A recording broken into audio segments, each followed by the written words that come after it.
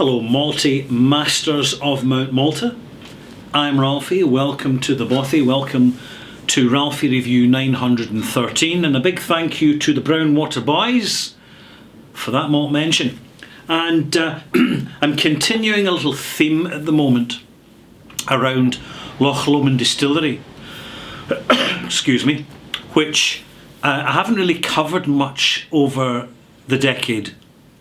I've reviewed Loch Lomond and its variants about 3 times, and that's been about it. So I'm kind of going into a bit more of a deep dive as to what you can expect when you look at this distillery, because there's no doubt in my mind that under the new ownership, the business is being brought up to date, and my goodness, it needed it. It used to be that Loch Lomond, particularly in its guise of High Commissioner, was not taken seriously, and that was the blend, the standard blend. Although, to be honest, the blend was often better than the single malts. The malts really featured, you had a red labelled blend and a blue labelled single malt, and that was basically it. There wasn't a lot of options. Now we're seeing more options, and the thing about Loch Lomond Distillery is, with its collection of stills, both column and pot stills, it is self-contained as a Scotch whisky distillery to produce all kinds of Scotch whisky, both single malt and blends, and also permutations of blends and permutations of single malts. And this is a good example here. And I'm mentioning Inch Fad as a whisky I've never reviewed before on my channel. And I've checked that up, I haven't. Really. Sometimes I forget what I've reviewed when you've done hundreds and hundreds and hundreds. But Inch Fad is one that I very rarely come across, but I'm seeing more now, particularly from the independent bottlers. And the thing about independent bottlers is they know how to package a whisky.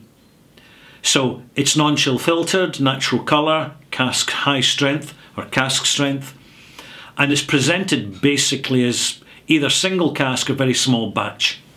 And this is very good for an unknown, or perhaps what's considered a weak signature malt.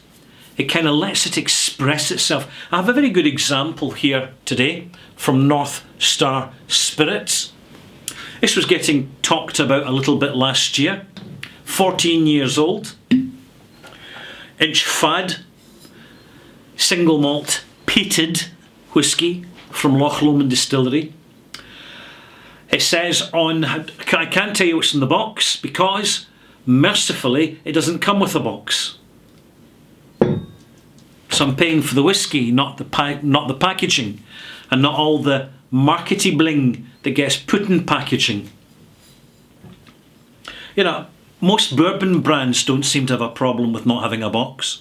And in these times of environmental considerations, you know, sure, you can have a net zero carbon footprint, whatever they're going to call it. But if you're putting your green whisky into excessive packaging, it just doesn't cut it. This is one of 234 bottles from a single cask, bottled in July 2021 at the strength of 49% volume. It says on the label, unchill filtered and natural colour. It says distilled in April 2007. It says bottled from an Oloroso barrique. There you go. So already we have got a lot of information to go on to help us get our bearings about what's actually in this whisky. I better pour some, because I'll be tasting it soon. This is cask series number 16 from North Star Spirits. There we go. Inch Fad is named after a small island, fairly flat, not particularly significant, on Loch Lomond. Loch Lomond, for those of you who might not know, is Scotland's largest inland loch. In other words, it's completely detached from the sea or the Atlantic Ocean. So it's an inland loch, the biggest, one of the longest, and it has quite a number of islands on it, particularly in the south of the loch. You have Inchmone, Inchmurn, Inchmarney. I'm trying to memorise things now. And Inchfad. Inchfad is over on the east side of the loch, and is frequently visited by tourists who, as far as I'm aware, leave rubbish and trash the place up a bit, which is not good. But let's get back to the whisky. This is peated Loch Lomond. And many people who are Islay single malt fans, who are very familiar with Lagavulin, Laphroaig and Caol Ila, may never even have heard of Inchfad.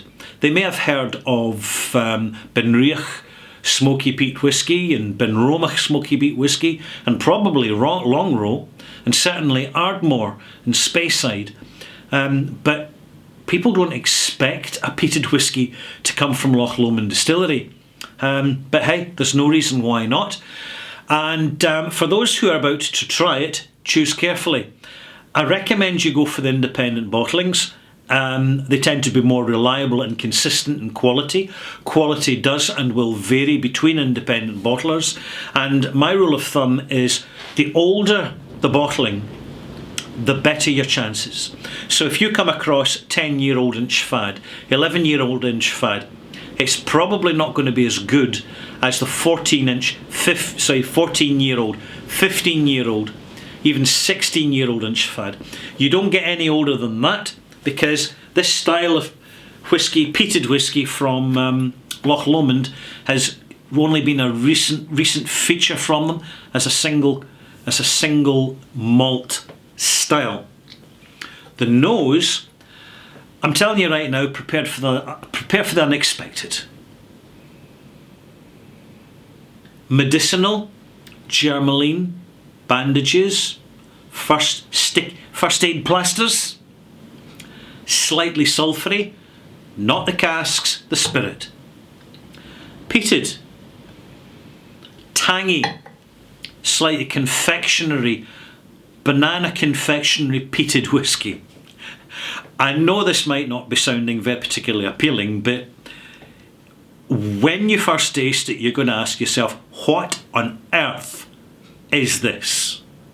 It's rather like older bottlings of Ballachan from Edradour Distillery, peated Edradour. It's a bit wibbly wobbly, and it does take a while for your senses to acclimatise to it. But once they do, you're actually going to enjoy the sheer singularity of flavours in this whisky. You're going to taste a whisky you've never tasted before with Inchfad. This is quite sultana with the active cask influence. A little bit of lemon oil, ginger.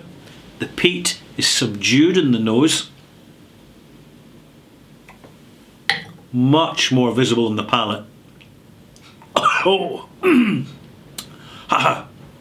when you swallow, you'll get an enormous puff of sooty chimney smoke. That's the kind of peat it is. It's quite carbony, like freshly charred ex-bourbon casks. It has that kind of slightly fusile note to it. In fact, it's not slight, nothing slight about it. It's distinctly fusile, but in a pleasant way. But it needs active casks, and importantly, Inchfad is a slow burning single malt, like Clynelish. It needs time. It doesn't need 8, 10 years in the cask. It needs 14, 16, 18 years in the cask. Someday they will bottle a very old Inchfad, and it will be magnificent. 20, 25, 30-year-old Inchfad, and it'll be fantastic. It'll be a serious talking point, but not at the moment. We're not there yet. I'm going to add some water to this. It is at 49%, I think it is. 49% it is. So I'm adding a full 5 millilitres of water. A word of caution. I'm finding from experience that for the first half hour, this whisky opens up beautifully. But then after half an hour, it seems to fall to pieces and it becomes a little bit acidic and stale and slightly baby sick.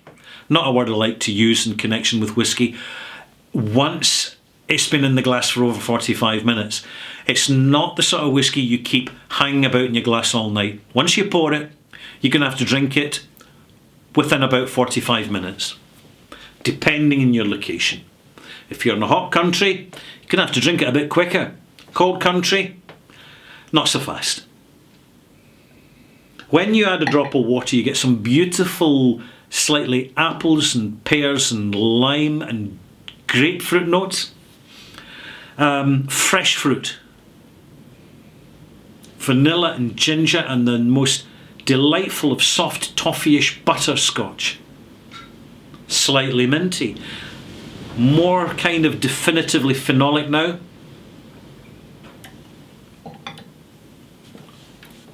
Big arrival, much more complex, much longer arrival, quite oily, raw phenolics, bit tempered raw phenolics, charcoaly,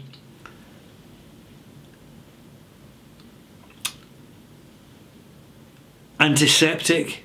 I was going to try and pick another word, but antiseptic will do. There is a note of TCP about it, similar to that you get much more pronounced in Laphroaig.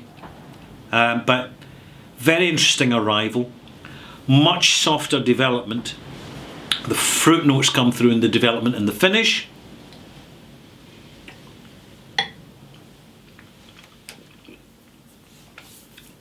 Quite charismatic actually. Gingery, vanilla, a little bit of tannins in the finish, a little bit of sherry in the finish. Delightful. What am I going to give this? It's got to be a malt mark. It's an integrity malt, by the way, just so as you know.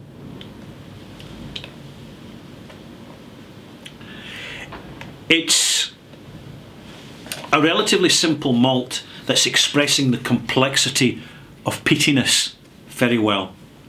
I'm going to give this 88 out of 100. It's a malt mark. When I first opened the bottle, I would have been surprised to have given it a basic 80. But it's amazing, particularly with peated whisky, how a little bit of time and air in the bottle, but importantly, it's just starting off with a very, very small sip to let your palate get used to something new, rather than diving in the deep end and making up your mind far too quick. Thought I'd share that with you. Thank you now.